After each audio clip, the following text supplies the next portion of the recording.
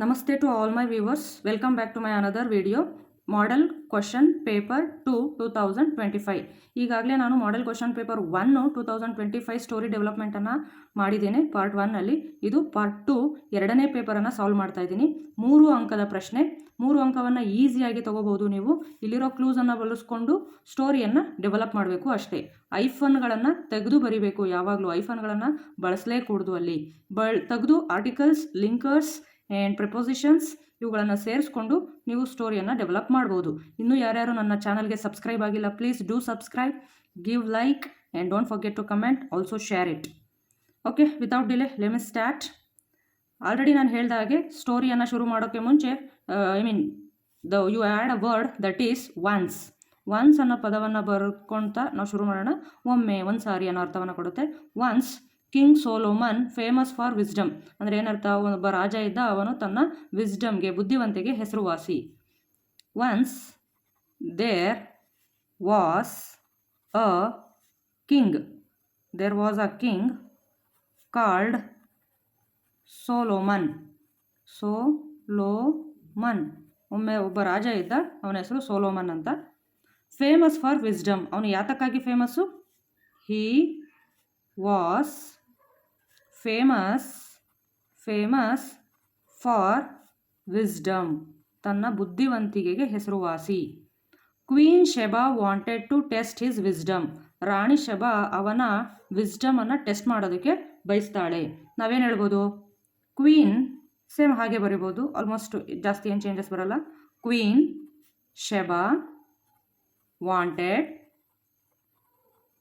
To test his wisdom, ಬುದ್ಧಿವಂತಿಕೆಯನ್ನು ಪರೀಕ್ಷೆ ಮಾಡಲು ಬಯಸುತ್ತಾಳೆ. Wanted to test his wisdom. Queen Sheba wanted to test his wisdom, test ಮಾಡೋದಕ್ಕೆ ಬಯಸ್ತಾಳೆ. King came to her court, ಅಂದರೆ ಅವಳು ಏನು ಮಾಡಿದ್ಲು? ಬಯಸಿದ್ಲು. ನಂತರ ಆತನನ್ನು ಇನ್ವೈಟ್ ಮಾಡ್ತಾಳೆ ಅಲ್ವಾ. She invited the king to her court, ತನ್ನ ಅಂತಃಪುರಕ್ಕೆ ಆತನನ್ನು ಇನ್ವೈಟ್ ಮಾಡ್ತಾಳೆ. King came to her court, so the king came to her court, ಅವಳ ಆಸ್ಥಾನಕ್ಕೆ ಬರ್ತಾನೆ ರಾಜ. ಕ್ವೀನ್ ಆಫರ್ಡ್ 2 ಗಾರ್ಲ್ಯಾಂಡ್ಸ್, ಹೂವಿನ ಹಾರ, ಗಾರ್ಲ್ಯಾಂಡ್ಸ್ ಅಂದರೆ ಆಫ್ ರೋಸಸ್, ರೋಸ್ನ 2 ಹೂವಿನ ಹಾರಗಳನ್ನು ಆಫರ್ ಮಾಡ್ತಾಳೆ, ಕೊಡ್ತಾಳೆ. ನ್ಯಾಚುರಲ್ ಆ್ಯಂಡ್ ಆರ್ಟಿಫಿಷಿಯಲ್, ಒಂದು ನ್ಯಾಚುರಲ್ದು, ಇನ್ನೊಂದು ಆರ್ಟಿಫಿಷಿಯಲ್ದು. ಹೇಗೆ ಬರೆಯೋದು? Full stop. ದ ಕ್ವೀನ್, ಹಾಗೆ ಬರೀಬೋದು almost. The queen offered 2 garlands of roses. One is natural and the other is artificial. Full stop. Asked king to choose natural garland without touching, ಅಂದರೆ ರಾಣಿ ರಾಜನಿಗೆ ಹೇಳ್ತಾಳೆ, ಕಿಂಗ್ಗೆ, natural garland ಯಾವುದು ಅದರಲ್ಲಿ touch ಮಾಡ್ದಿರ ಹೇಳಬೇಕು ಅಂತ. So how to right? She asked the king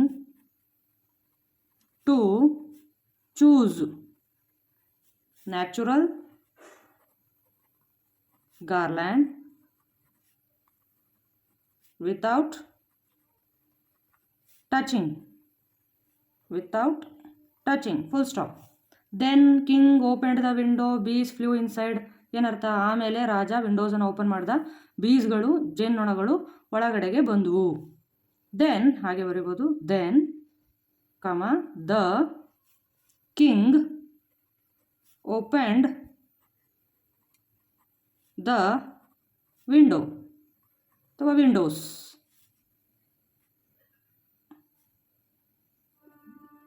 Opened the windows. The bees flew, flown.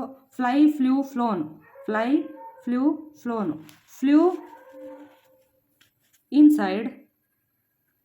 Inside the room ಅಂತ ಬರಿಬೋದು. Inside the room. Sat on real roses ಅಂದರೆ ಆ ಬೀಸ್ಗಳು ರಿಯಲ್ ರೋಸಸ್ ಮೇಲೆ ಕೂತ್ವು. Inside the room and sat on the real roses. Full stop. King identified the real garland. Like this ಅಂತನಾದರೂ ಹೇಳ್ಬೋದು, thus ಅಂತನಾದರೂ ಹೇಳ್ಬೋದು. ದಸ್ ಹೀಗೆ. The king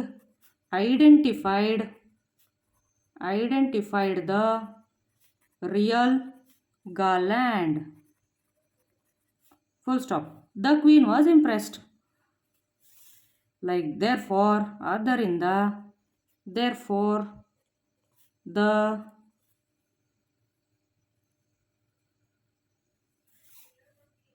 the queen was impressed.